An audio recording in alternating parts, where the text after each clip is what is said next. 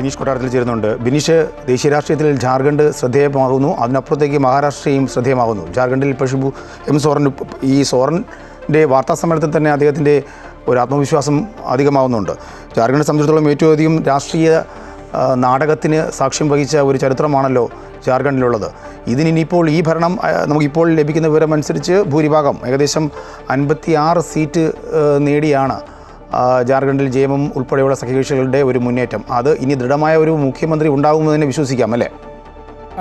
രാജേഷ്, തീർച്ചയായിട്ടും നമുക്ക് അങ്ങനെ വിശ്വസിക്കണം. കാരണം വളരെ മികച്ച ഒരു വിജയമാണ് ജെഎംഎം കോൺഗ്രസ് സഖ്യത്തിന് മഹാരാഷ്ട്രയിൽ ഉണ്ടായിട്ടുള്ളത്.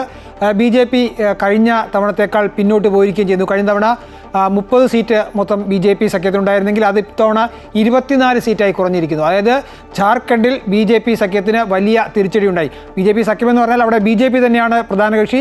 81 സീറ്റിൽ 68 സീറ്റിലും BJP ആണ് മത്സരിക്കുന്നത്. അതുകൊണ്ട് തന്നെ BJPക്ക് നേരിട്ട ഒരു വലിയ പരാജയം തന്നെയാണ് ജാർഖണ്ഡിലുള്ളത്. ജാർഖണ്ഡിൽ സാധാരണ ഭരണം മാറി വരുമ്പോൾ ഇത്തവണ അധികാരം പിടിച്ചെടുക്കാൻ കഴിയുമെന്നൊരു പ്രതീക്ഷ BJPക്ക് ഉണ്ടായിരുന്നു. എന്നാൽ ആ പ്രതീക്ഷയെല്ലാം തകർന്നിരിക്കുന്നു. 56 സീറ്റുമായി ജെഎംഎം കോൺഗ്രസ് മുന്നണി നേടുന്നു. അതിൽ ജെഎംഎം തന്നെയാണ് ഏറ്റവും വലിയ ഒറ്റകക്ഷിയായി ജാർഖണ്ഡിൽ വരുന്നത്. അതുകൊണ്ട് തന്നെ ജാർഖണ്ഡിൽ ഒരു ഭരണ സ്ഥിരതയ്ക്ക് വളരെയധികം സാധ്യതയുണ്ട്. പ്രത്യേകിച്ച് ഹേമന്ത് സോറൻ തന്നെ ജാർഖണ്ഡിൻ്റെ വീണ്ടും മുഖ്യമന്ത്രിയാകാനുള്ള സാധ്യത തെളിയുകയാണ്. അക്കാര്യത്തിലൊരു തർക്കം അവിടെ ഉണ്ടാകാനുള്ള സാധ്യതയില്ല. എന്തെങ്കിലും തരത്തിൽ അവിടെ ഒരു അസ്വാരസ്യം ഉയർത്തുവാൻ സാധ്യത ഉണ്ടായിരുന്ന ചമ്പൈ സോറൻ ജെഎംഎമ്മിന് പുറത്ത് വന്ന് BJPയിൽ ചേരുകയും ചെയ്തിരുന്നു. അതുകൊണ്ട് തന്നെ ജെഎംഎം സുരക്ഷിതമായി അടുത്ത 5 വർഷം ഭരിക്കും എന്ന് നമുക്ക് ഏറെക്കുറെ വിശ്വസിക്കാവുന്ന ഒരു സാഹചര്യം തന്നെയാണ് ജാർഖണ്ഡിലുള്ളത്. ജാർഖണ്ഡിൻ്റെ മനസ്സ് ജെഎംഎമ്മിനൊപ്പമാണ്, ആദിവാസി മനസ്സ് സോറൻ കുടുംബത്തിനൊപ്പമാണ് എന്ന് വ്യക്തമാക്കുന്ന ഒരു തെരഞ്ഞെടുപ്പ് ഫലം തന്നെയാണ്. എന്തായാലും കഴിഞ്ഞ തവണത്തേക്കാൾ നേട്ടമുണ്ടായി എന്ന് തന്നെയാണ് ജാർഖണ്ഡിൽ ഏറ്റവും ശ്രദ്ധേയമാകുന്നത്. ആദിവാസി മേഖലയായ ജാർഖണ്ഡ് ജെഎംഎമ്മിനോട് ജാർഖണ്ഡ് മുക്തി മോർച്ചയ്ക്കൊപ്പം തന്നെ നിൽക്കുന്നു. ജാർഖണ്ഡിൻ്റെ രൂപീകരണത്തിന് കാരണഭൂതരായ ജെഎംഎമ്മിനൊപ്പം തന്നെയാണ് ജാർഖണ്ഡിൻ്റെ മനസ്സ് എന്ന് വ്യക്തമാക്കുന്നത് തന്നെയാണ് ഈ തെരഞ്ഞെടുപ്പ് ഫലം. അതുകൊണ്ട് ഒരു സുശക്തമായ ഒരു നല്ല സർക്കാർ, ഒരു തുടർ ഭരണം ജാർഖണ്ഡിൽ ഉണ്ടാവുന്നു എന്ന കാര്യത്തിൽ സംശയമില്ല. അവിടെ അവിടെ സോറൻ നേരിടുന്ന പ്രധാന വെല്ലുവിളി അദ്ദേഹത്തിൻ്റെ കേസുകളാണ്. ഒരുപക്ഷെ അങ്ങനെ ഉണ്ടായാൽ പോലും അദ്ദേഹത്തിൻ്റെ ഭാര്യയും സഹോദരനും ജയിച്ച് നിയമസഭയിലേക്ക് വന്നിട്ടുണ്ട്. നേരത്തെ അദ്ദേഹത്തിന് മുഖ്യമന്ത്രി സ്ഥാനം ഹേമന്ത് സോറനെ ഒഴിയേണ്ടി വന്നപ്പോൾ പകരം ചമ്പൈ സോറനെയാണ് ഏൽപ്പിച്ചിരുന്നതെങ്കിൽ ഇത്തവണ ഇനി അദ്ദേഹത്തിന് അങ്ങനെ ഒരു സാഹചര്യം ഉണ്ടാവുകയാണെങ്കിൽ അദ്ദേഹത്തിൻ്റെ ഭാര്യയും സഹോദരൻ ബസന്ത് സോറനും ഒക്കെ അവിടെയുണ്ട്. അതുകൊണ്ട് ആര് മാറിയാലും ജെഎംഎം തന്നെയായിരിക്കും അടുത്ത 5 വർഷവും ജാർഖണ്ഡ് ഭരിക്കുക എന്ന കാര്യത്തിൽ യാതൊരു സംശയത്തിനും ഇടയില്ല. രാജേഷ്, ഒരു കാര്യം കൂടി ബിനീഷ്, നമുക്ക് ജെഎംഎമ്മിൻ്റെ നട്ടിലായിരുന്ന ചമ്പായ് സോറിന് അടർത്തിയെടുത്ത് BJP ഒരു ശക്തി തെളിയിച്ചു. പക്ഷേ OBC മേഖലകളിലൊന്നും വോട്ട് കാര്യമായ രീതിയിൽ എടുക്കാൻ BJPക്ക് കഴിഞ്ഞില്ല. മാത്രമല്ല കോൺഗ്രസിൻ്റെ അനൈക്യം അതും മുതലാക്കാൻ BJPക്ക് കഴിഞ്ഞില്ല. ഇതൊക്കെയല്ലേ ഒരു പരാജയ കാരണം? തീർച്ചയായിട്ടും ചമ്പൈ സോറൻ വന്നതുകൊണ്ട് പ്രത്യേകിച്ച് നേട്ടങ്ങളൊന്നും ഉണ്ടായില്ല എന്നത് ഈ തെരഞ്ഞെടുപ്പിൻ്റെ ഫലം നോക്കിയാൽ വളരെ വ്യക്തമാണ്. കാരണം BJPക്ക് നേരത്തെ ഉണ്ടായിരുന്നതിനേക്കാൾ 6 സീറ്റ് കുറയുകയാണ് ചെയ്തത്. കാരണം ഒരു ഭരണവിരുദ്ധ വികാരമൊക്കെ ഉണ്ടെങ്കിൽ സീറ്റ് കൂടുവാനുള്ള ഒരു സാധ്യതയാണുള്ളത്. എന്നാൽ ചമ്പൈ സോറൻ ജെഎംഎം വിട്ട് BJP പാളയത്തിലെത്തിയത് BJPക്ക് ഒരു തരത്തിലും ഗുണം ചെയ്തിട്ടില്ല. ചമ്പൈ സോറൻ വിജയിച്ചിട്ടുണ്ട് എന്ന് മാത്രമാണ്. മറ്റൊന്ന് അവിടുത്തെ രാഷ്ട്രീയമാണ്. രാജേഷ് ചോദിച്ച പോലെ അവിടെ OBC മേഖലകളിലോ അല്ലെങ്കിൽ ആദിവാസി മേഖലകളിലോ ഒന്നും തന്നെ കടന്നു കയറുവാനായി BJPക്ക് കഴിഞ്ഞിട്ടില്ല. അവിടെ ജെഎംഎം അതിശക്തമായി നിൽക്കുന്നു. അവിടെ കോൺഗ്രസ് സഖ്യമാണെങ്കിൽ പോലും ജെഎംഎമ്മിനാണ് ആധിപത്യം. ജെഎംഎം തന്നെയാണ് ഭൂരിപക്ഷം സീറ്റുകളിലും വിജയിച്ചിട്ടുള്ളതും. ജെഎംഎമ്മിന് ആവശ്യമായ പിന്തുണ അവർക്കൊപ്പം നിന്ന് കോൺഗ്രസ് മത്സരിക്കുക എന്ന ഒരു രീതിയാണ് അവിടെ സ്വീകരിച്ചത്. കാരണം അവിടെ കോൺഗ്രസിൻ്റേതായ കാര്യങ്ങൾ മുന്നോട്ട് വെച്ചാൽ അത് ജെഎംഎം അംഗീകരിച്ചില്ലെങ്കിൽ അവിടെ ജെഎംഎമ്മും കോൺഗ്രസും ഭിന്നിച്ച് രണ്ടായി മത്സരിക്കേണ്ട ഒരു സാഹചര്യമുണ്ടായാൽ BJP ആ സംസ്ഥാനം പൂർണ്ണമായും പിടിയിലാക്കുമെന്ന കാര്യം വളരെ വ്യക്തമാണ്. അതുകൊണ്ട് തന്നെ കോൺഗ്രസ് അവിടെ ജെഎംഎമ്മിന് താഴെ ജെഎംഎമ്മിൻ്റെ നേതൃത്വം അംഗീകരിച്ചുകൊണ്ട് ഹേമന്ത് സോറിനെ തന്നെ മുഖ്യമന്ത്രിയാക്കി അംഗീകരിച്ചുകൊണ്ട് തന്നെ ആണ് തെരഞ്ഞെടുപ്പിനെ നേരിട്ടതും. JMM തന്നെയാണ് അവിടെ നയിച്ചതും. JMMൻ്റെ സഖ്യകക്ഷി എന്ന നിലയിൽ മാത്രമാണ് അവിടെ കോൺഗ്രസ് ഉണ്ടായിരുന്നത്.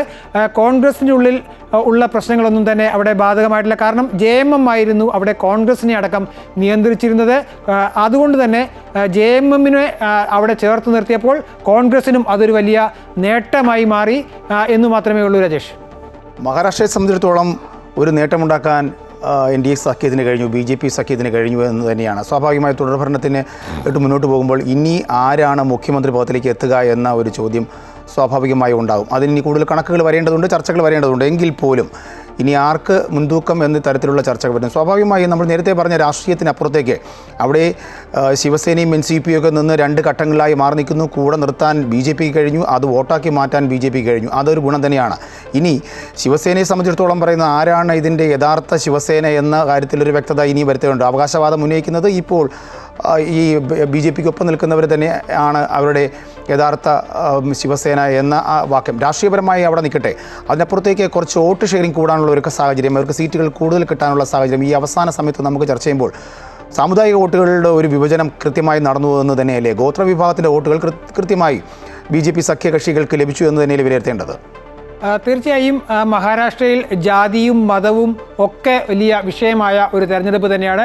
അവിടെ ആ വോട്ടുകളെല്ലാം സമാഹരിക്കുവാനായി BJP സഖ്യത്തിന് കഴിഞ്ഞു എന്നുള്ളത് അവരുടെ വലിയൊരു നേട്ടമാണ്. അതുകൊണ്ട് തന്നെയാണ് 288 സീറ്റുള്ള മഹാരാഷ്ട്ര നിയമസഭയിൽ 230 സീറ്റിലും BJP സഖ്യത്തിന്, മഹായുതി സഖ്യത്തിന് വിജയിക്കാൻ കഴിഞ്ഞിരിക്കുന്നു. അതിൽ തന്നെ BJPക്ക് ഒറ്റയ്ക്ക് 130 സീറ്റ് നേടാൻ കഴിഞ്ഞിരിക്കുന്നു. 141 സീറ്റിൽ മത്സരിച്ച BJPക്ക് 130 സീറ്റ് നേടാൻ കഴിയുക എന്നുള്ളത് ഒരു വലിയ ചരിത്ര നേട്ടം തന്നെയാണ്. ഇവിടെ രാജേഷ് സൂചിപ്പിച്ചതുപോലെ പല സാമുദായിക പ്രശ്നങ്ങളുണ്ടായിരുന്നു, മതപരമായ ധ്രുവീകരണം ഉണ്ടായിരുന്നു, ജാതി പ്രശ്നമുണ്ടായിരുന്നു. എന്നാൽ ഇതെല്ലാം മറികടക്കുവാനായി BJPക്ക് കഴിഞ്ഞു എന്നതാണ് ഏറ്റവും ശ്രദ്ധേയമായ കാര്യം. രാജേഷ് സൂചിപ്പിച്ച പ്രധാനമായി അവിടെ ഒരു തകർച്ച ഉണ്ടാവേണ്ടിയിരുന്നത് മറാത്ത്വാഡ മേഖലയിലാണ്. അവിടെ ജാതിയാണ് ഏറ്റവും നിർണായകമായ ഘടകം. അവിടെ ഒരു ഭാഗത്ത് മറാത്ത സമുദായം നിലനിൽക്കുന്നു, മറുഭാഗത്ത് OBC നിൽക്കുന്നു. OBCയെ പ്രീണിപ്പിച്ചാൽ മറാത്ത വിഭാഗം അകന്നു പോകും. മറാത്ത വിഭാഗത്തിന് അനുകൂലമായി അവരുടെ സംവരണത്തെ അനുകൂലിച്ചാൽ OBCക്ക് അത് തിരിച്ചടിയാവും. അങ്ങനെ ആ 2 വിഭാഗത്തെയും ഒന്നിച്ച് കൊണ്ടുപോകുക എന്നുള്ളത് വലിയ വെല്ലുവിളിയായിരുന്നു BJPക്ക് ഉണ്ടായിരുന്നത്. ആ വെല്ലുവിളി BJPയും RSSും ഏറ്റെടുക്കുന്ന ഒരു കാഴ്ച നമുക്കുണ്ടായി കാണാൻ കഴിഞ്ഞിരുന്നു. കാരണം ഈ 2 വിഷയത്തിൽ ഏതിനെയെങ്കിലും മുന്നോട്ട് കൊണ്ടുവന്നാൽ അത് തിരിച്ചടിയാവുമെന്ന് അറിഞ്ഞുകൊണ്ടാണ് പ്രധാനമന്ത്രി നരേന്ദ്രമോദി പോലും മഹാരാഷ്ട്രയിലെത്തി ഒന്നിച്ച് നിന്നാൽ നമുക്ക് വിജയിക്കാൻ കഴിയും, ഏക് രഹേ തോ സേഫ് രഹേ എന്നാണ് പ്രധാനമന്ത്രി പറഞ്ഞത്. സുരക്ഷിതമായി നിങ്ങൾക്കിരിക്കണമെങ്കിൽ, നമുക്കിരിക്കണമെങ്കിൽ നമ്മൾ ഒന്നിച്ച് നിൽക്കണമെന്നുള്ള സന്ദേശം, ആ സന്ദേശം വിജയിച്ചു എന്നതാണ് മറാത്ത്വാഡയിലെ ഏറ്റവും വലിയ BJP ആ മറാത്ത്വാഡ മേഖല സമ്പൂർണ്ണമായി BJPയുടെ കൈപ്പിടിയിൽ ഒതുക്കുവാനായി ഒരു സാഹചര്യം അവിടെ ഒരുങ്ങിയത്. അങ്ങനെ മതധ്രുവീകരണത്തിനും ജാതീയ ധ്രുവീകരണത്തിനും ഒക്കെ വേദിയായിരുന്ന ഒരു സ്ഥലമാണ്. പ്രത്യേകിച്ച് നമുക്കറിയാം ശിവസേനയെ സംബന്ധിച്ചിടത്തോളം മറാത്തി സമുദായത്തിൻ്റെ ഒപ്പം നിൽക്കുന്ന, അല്ലെങ്കിൽ മറാത്ത പ്രക്ഷോഭം തന്നെ നടത്തിയ രാഷ്ട്രീയ പാർട്ടിയാണ് ശിവസേന. പ്രാദേശികവാദം ഒട്ടേറെ ഒപ്പം കൊണ്ടു നടക്കുന്ന ഒരു രാഷ്ട്രീയ കക്ഷിയാണ് ശിവസേന. അങ്ങനെ എല്ലാ ഘടകങ്ങളും അവിടെ തുല്യമായി അതിനെയെല്ലാം പരിഗണിച്ചുകൊണ്ട് അതിനെ എങ്ങനെ ബാലൻസ് ചെയ്ത് നിർത്താൻ കഴിഞ്ഞു എന്നുള്ളതാണ് ഈ മഹാരാഷ്ട്ര വോട്ടിങ്ങിൻ്റെ ഒരു ഫലം വ്യക്തമാക്കുന്നത്. അവിടെ അതിഗംഭീരമായി ഇവയെല്ലാം സമചിത്തതയോടുകൂടി വളരെ വലിയൊരു മെയ്വഴക്കത്തോടുകൂടി കൊണ്ടുപോകാൻ കഴിഞ്ഞു എന്നതാണ്, അത് അവിശ്വസനീയമായ രീതിയിൽ കൊണ്ടുപോകാൻ കഴിഞ്ഞിരിക്കുന്നു എന്നതാണ് മഹാരാഷ്ട്രയുടെ ഫലം വ്യക്തമാക്കുന്നത്. അല്ലെങ്കിൽ മഹാരാഷ്ട്രയുടെ പല മേഖലകളിലും BJPക്ക് വലിയ സ്ഥിരമായ സ്വാധീനമില്ലാത്ത മേഖലകൾ കൂടി ഉണ്ടായിരുന്നു. അവിടെ പോലും BJPക്ക് വലിയ നേട്ടമുണ്ടാക്കാൻ കഴിഞ്ഞത് അതിൻ്റെ ഉദാഹരണങ്ങൾ തന്നെയാണ്. മാത്രമല്ല നമുക്കറിയാം മഹാരാഷ്ട്രയുടെ കാർഷിക മേഖലകളിൽ കാർഷിക പ്രശ്നമാണ് പ്രതിപക്ഷം അല്ലെങ്കിൽ ഇന്ത്യ സഖ്യം മഹാവികാസ് അഘാടി ഉയർത്തിക്കൊണ്ടുവന്നിരുന്നത്. കർഷകരുടെ ദുരിതം, കർഷക പ്രശ്നങ്ങൾ, കർഷക സമരം. കാരണം കർഷക സമരത്തിന് പോലും തുടക്കം കുറിച്ചത് മഹാരാഷ്ട്രയിലെ വടക്കൻ മഹാരാഷ്ട്രയിൽ നിന്ന് കർഷക സമരത്തിന് വരെ തുടക്കം കുറിക്കാൻ കഴിഞ്ഞു. അങ്ങനെ കർഷകരുടെ പ്രശ്നങ്ങൾ, ഒട്ടേറെ പ്രശ്നമുണ്ട്. കഴിഞ്ഞ ഒക്ടോബറിൽ വരെ വയൻഗംഗാ നദി കരകവിഞ്ഞൊഴുകി പ്രളയത്തിൽ കാർഷിക മേഖലയെ സമ്പൂർണ്ണമായി നാശത്തിലേക്ക് വഹിക്കുകയും കർഷകർ വലിയ പ്രതിസന്ധിയിലാകുകയും ഒക്കെ ചെയ്തു. അതൊക്കെ ഉയർത്തിക്കാട്ടി പരുത്തി കർഷകരുടെ പ്രശ്നം, കരിമ്പ് കർഷകരുടെ പ്രശ്നം, സോയാബീൻ കർഷകരുടെ പ്രശ്നം, മാങ്ങാ കർഷകരുടെ പ്രശ്നം, വാഴപ്പഴ കർഷകരുടെ പ്രശ്നം, അങ്ങനെ സമസ്ത കാർഷിക മേഖലകളിലും പ്രശ്നം മുൻനിർത്തി അവയെല്ലാം സജീവ ചർച്ചയാക്കിയായിരുന്നു മഹാവികാസ് അഘാടി മുന്നോട്ട് പോയത്. പക്ഷേ അതിനെയെല്ലാം നേരിടാനും അതിനെയെല്ലാം അതിജീവിക്കുവാനും BJPക്ക് കഴിഞ്ഞു എന്നത് വലിയ ശ്രദ്ധേയമായ ഒരു നേട്ടം തന്നെയാണ്. അതിന് പ്രധാനമന്ത്രി അടക്കമുള്ളവർ ശ്രമിച്ചിരുന്നു എന്ന് നമുക്കറിയാം. കാരണം അവിടെ കാർഷിക ദുരന്തം ഉണ്ടാകുമ്പോൾ, പ്രളയമുണ്ടായപ്പോൾ വാഷിമിലേക്ക് പ്രധാനമന്ത്രി നേരിട്ട് പറന്നിറങ്ങുന്ന ഒരു സാഹചര്യവും ഉണ്ടായി. രാജേഷ്.